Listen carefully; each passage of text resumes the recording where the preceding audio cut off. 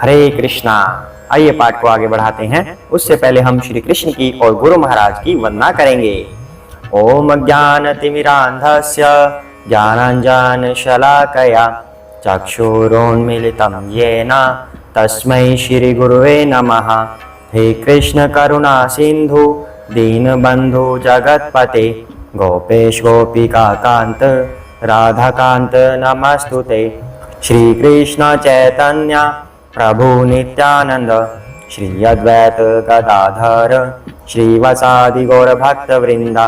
हरे कृष्णा कृष्ण कृष्ण हरे हरे, हरे राम राम राम हरे हरे। हरे कृष्णा। तो पाठ कहाँ तक हो गया? श्री कृष्ण और अर्जुन की वार्तालाप चल रही है। श्री कृष्ण अर्जुन को दिव्य उपदेश दे रहे हैं। श्री कृष्ण ने लास्ट वाले श्लोक में क्या बताया? 2.50 में, अर्थात अध्याय 2 और श्लोक 50वां। श्री कृष्ण ने क्या कहा अर्जुन को कि अच्छे और बुरे कार्यों से अपने आप को मुक्त कर लेना चाहिए। जो व्यक्ति भक्ति में संलग्न होता है वो अपने आप को अच्छे और बुरे कर्मों से मुक्त कर लेता है। अर्थात हमें ना अच्छे कर्म करने चाहिए ना बुरे कर्म करने चाहिए। अब इसका तात्पर्य क्या यह हुआ? इसका तात्पर्य यह हुआ कि अच्छे कर्म के जो फल होते हैं उन्हें भगवान को अर्पण कर दो और बुरे कार्य करने ही नहीं चाहिए, तो हम अच्छे और बुरे दोनों कार्यों से मुक्त हो जाएंगे। तो आगे भगवान कृष्ण क्या कह रहे हैं, आगे करते हैं। हरे कृष्णा। कर्मजं बुद्धि युक्ता हि फलं त्यक्त्वा मनीषिणः जन्म बंधि विनिर्मुक्ताः पदं गच्छन्त्यनामयम्। हरे कृष्णा। श्री कृष्ण कह रहे हैं इस तरह भगवत भक्ति में लगे रहकर बड़े बड़े ऋषि मुनि अथवा भक्तगण अपने आप को इस भौतिक संसार में कर्म के फलों से मुक्त कर लेते हैं। इस प्रकार वे जन्म मृत्यु के चक्र से छूट जाते हैं और भगवान के पास जाकर उस अवस्था को प्राप्त करते हैं जो समस्त दुखों से परे है। हरे कृष्णा। तो भगवान कृष्ण क्या कह रहे हैं अर्जुन को कि जो कल के एपिसोड हमने किया था कि बुरे और अच्छे दोनों कर्मों के फलों को त्याग दें, हमें इन दोनों के प्रभावों से बचना है। अच्छे कर्म करने से क्या होगा? स्वर्ग की प्राप्ति हो जाएगी या फिर अच्छी जगह पर हमारा जन्म हो जाएगा, ठीक है, अरिस्टोक्रेट फैमिली में, इस तरह से। फिर क्या होगा? उससे हम बुरे कर्म करने लग जाएंगे, क्योंकि जब इतनी सुख सुविधा मिलेगी तो हमारा ध्यान बुरे कर्मों की तरफ जाता है, भोग की तरफ जाता है। फिर हम उससे क्या होगा? नरक में चले जाएंगे। यानी कि हमें अच्छे कर्म से भी बचना है, बुरे से भी बचना है। अच्छे कर्म से बचने का तरीका क्या है कि अच्छे कार्य करके उसके फल को भगवान को अर्पण कर दो और बुरे कार्य करने ही नहीं। अगर इंसान कुछ ऐसा करता है तो वो ऋषि मुनि की तरह बन जाता है और ऋषि मुनि अपने आप को इन सब कर्मों से मुक्त कर लेते हैं और उस स्थान को प्राप्त करते हैं जहां पर कोई किसी प्रकार का दुख नहीं है, अर्थात वो वैकुंठ लोक को प्राप्त कर लेते हैं। क्योंकि वैकुंठ लोक ही ऐसा है जहां पर कोई कुंठा नहीं है। तो ये भगवान श्री कृष्ण संदेश दे रहे हैं यहाँ पर। पहली बात तो हमने स्वर्ग की बात की थी। स्वर्ग में जाके इंसान को फिर वापस आना पड़ता है। जैसे ही उसके पुण्य कर्म खत्म हो गए फिर से धरती पे आना हुआ ना, तो फिर उससे क्या हुआ? उसका टाइम वेस्ट हो गया कि स्वर्ग में गया फिर धरती पर आया। इससे बढ़िया तो स्वर्ग में जाता ही ना, धरती पे रहकर ही वैकुंठ जाने की तैयारी करता। लेकिन अब हम बात करते हैं निराकार की। निराकार में क्या होता है कि मुझे निराकार ब्रह्म में लीन होना है, मेरा कोई आकार नहीं रहेगा, ब्रह्म में लीन हो जाऊंगा। अगर ये स्थिति भी आपने प्राप्त कर ली तब क्या होगा? तब कुछ लंबा समय आप निराकार ब्रह्म में रह पाएंगे, लेकिन वहां पर आपको रस नहीं मिलने वाला, आनंद नहीं मिलने वाला। तब आपको फिर से वापस धरती पर आना पड़ेगा, अर्थात निराकार ब्रह्म में रहकर भी आपको मुक्ति नहीं है। हरे कृष्णा। फिर से वापस आएंगे।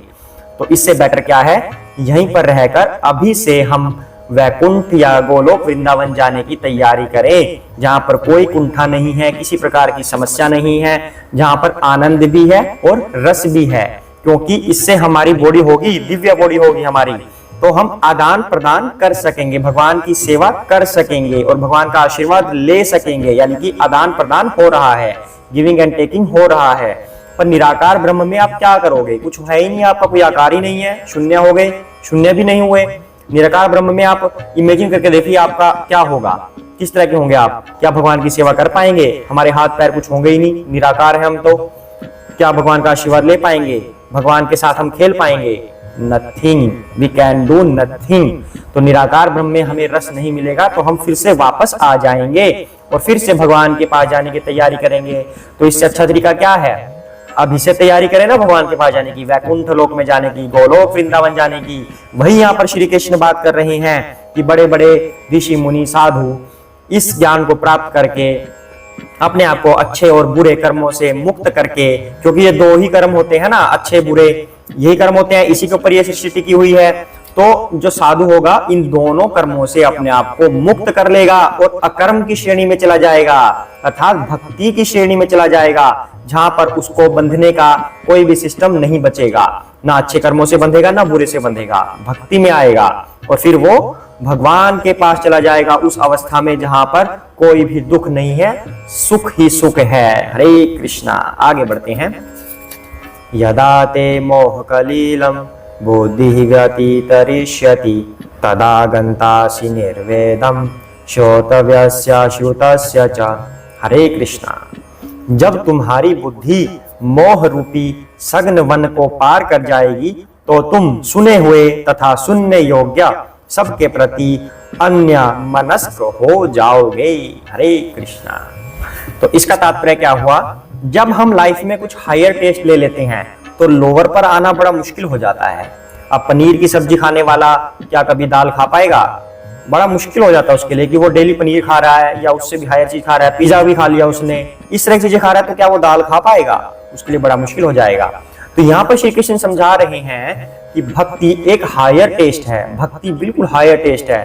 तो उससे जो लो लेवल की बातें होंगी व्यक्ति को समझ से पार हो जाएंगी कि मुझे तो इस चीज में जाना ही नहीं, ये क्या है ये। फॉर एग्जाम्पल, अब जब भगवत गीता इंसान पढ़ लेता है या सुन लेता है तो उसको हायर लेवल का पता चल जाता है कि एक्चुअली रियलिटी है क्या।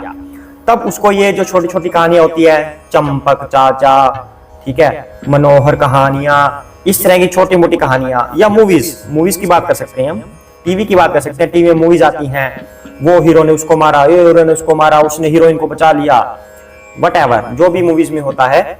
जब उसको हायर टेस्ट मिल जाता है, जब उसको भगवान कृष्ण के महाभारत युद्ध के बारे में पता चल जाता है कि कृष्ण कैसे सारथी बने थे, अर्जुन ने कैसे युद्ध लड़ा, जब हायर टेस्ट पता चल गया, तब ये छोटे मोटे हीरो तो उनको वैसे ही लगने लग जाते हैं कि ये क्या है, हम क्यों टाइम वेस्ट कर रहे हैं। ये एक्चुअल में होता है, ये अनुभव की हुई बात बता रहा हूं मैं आपको। जब हमें हायर टेस्ट हो जाएगा ना, हम कृष्ण का ज्ञान हो जाएगा, भक्ति का ज्ञान हो जाएगा, तब हमें मूवीज भी बेकार लगती हैं कि ये टीवी में हम क्यों टाइम वेस्ट कर रहे हैं, हमें वो टाइम वेस्ट लगने लग जाता है। ये बात ऑटोमेटिकली है। भगवान श्री कृष्ण इस बात का प्रमाण दे रहे हैं कि जब तुम मोह रूपी वन से पार हो जाओगे तब तुम्हारी बुद्धि इन सब चीजों को पार कर लेगी, तब तुम्हें ये चीजें अच्छी ही नहीं लगेंगी।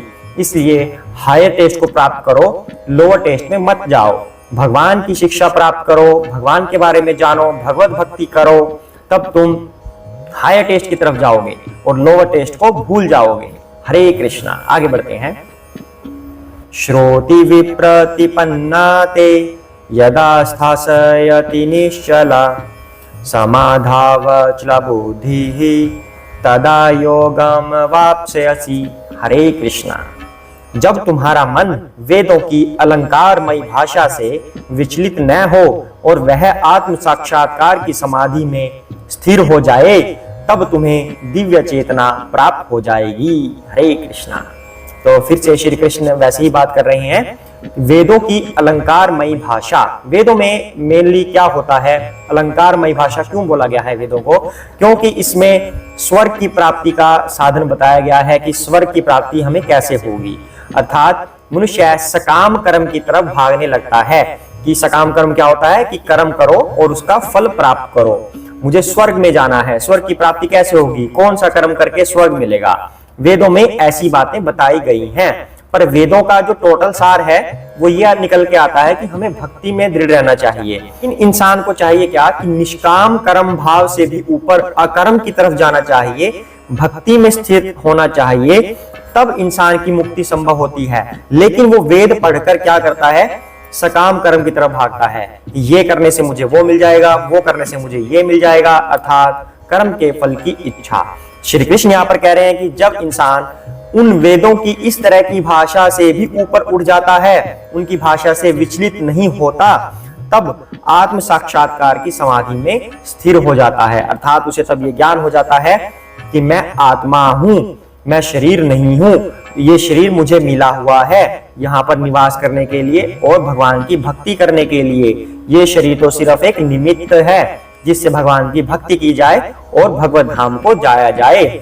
जब इंसान को ये पता चल जाएगा तब उसे दिव्य चेतना प्राप्त हो जाएगी। वही बात है कि उसे फिर लोअर टेस्ट अच्छा नहीं लगेगा, क्योंकि वह हायर टेस्ट में आ चुका है। उसे रियलिटी पता चल गई है कि मैं इन मूवीज से कुछ भी नहीं निकाल पाऊंगा, ये मूवीज एक टोटली टाइम वेस्टेज है, या इस तरह की कोई और चीजें, वो सब टाइम वेस्टेज है।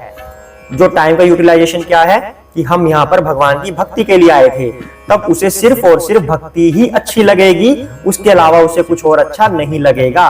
उस अवस्था को दिव्य चेतना भगवान कह रहे हैं।